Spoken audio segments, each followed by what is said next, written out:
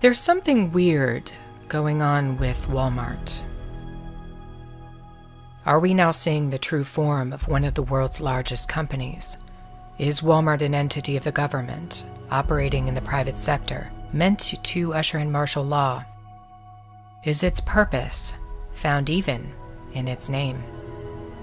I will take you through 6 facts that expose Walmart's deep connection to the US government and its preparation for mandatory RFID chipping and martial law coming to the US. I would highly advise you to listen carefully to this entire video. The information contained in it is extremely important.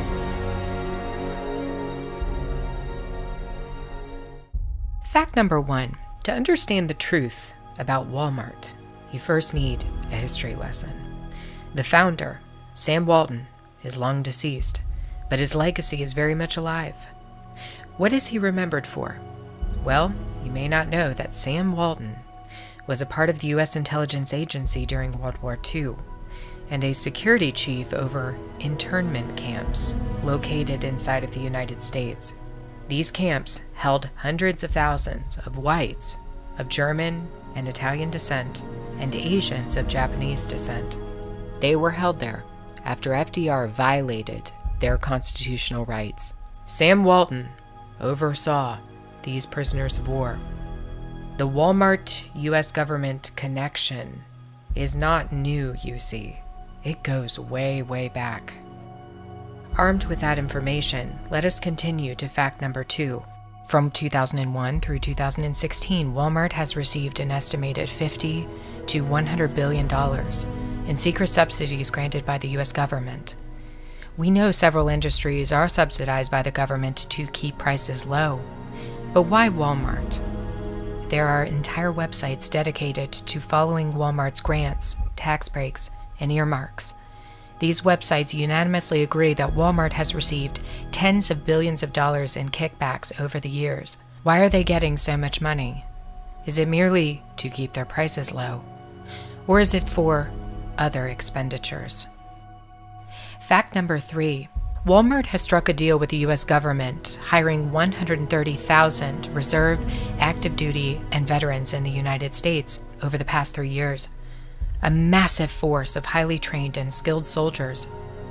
It's an odd fact, because recently they just fired thousands of regular workers and closed 269 stores because of financial problems, or so they said.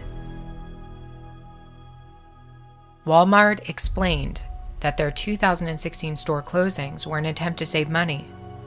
So why did they just hire 130,000 new employees? Of course, we always celebrate when veterans are treated with respect and given good jobs, but this is strange. 130,000 sounds more like a small army. In fact, Walmart's soldiers make up 10% of the company's total U.S. workforce. That is a huge proportion of new hires, especially for a company who just claimed that they had financial difficulty 6 months ago. What in the world is Walmart doing with its new army? Fact number 4. In the last 20 days, 24 homicides or attempted murders have happened on Walmart's premises around the United States.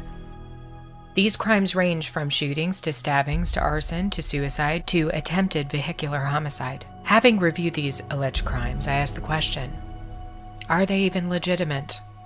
Or are they FEMA exercises that Walmart is carrying out alongside the Department of Homeland Security? Many details from the Walmart crimes aren't adding up, and it makes me question the validity of the entire event. For example, I'll play a 911 call from the Amarillo, Texas Walmart shooting.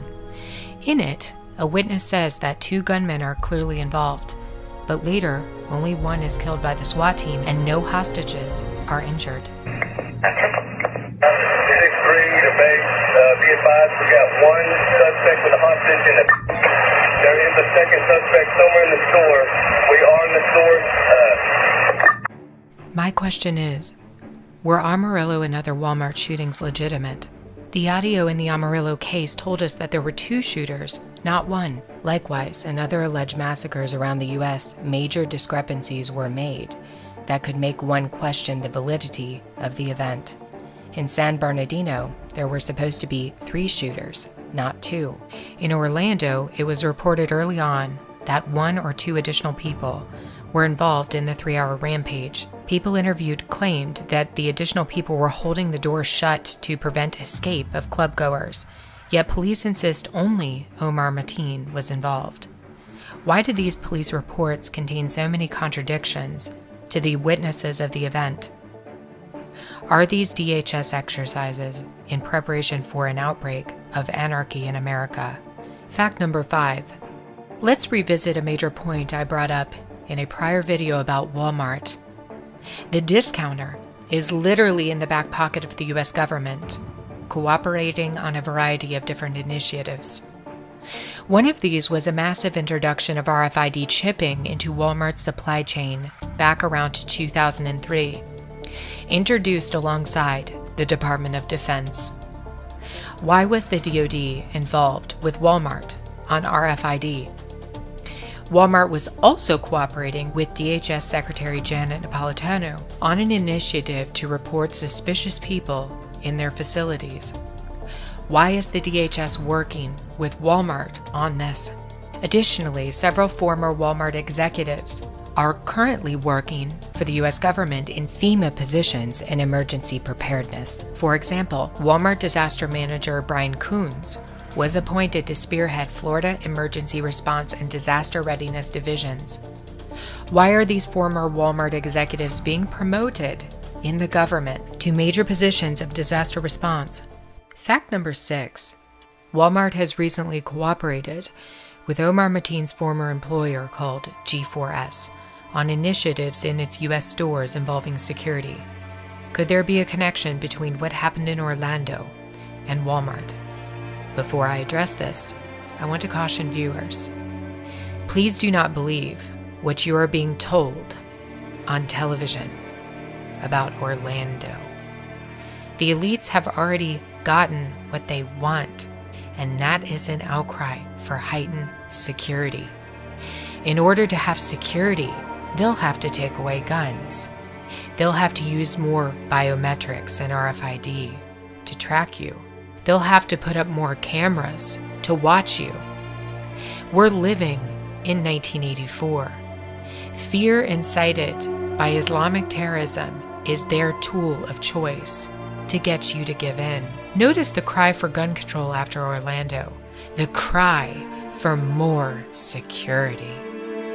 Do not be fooled by their agenda.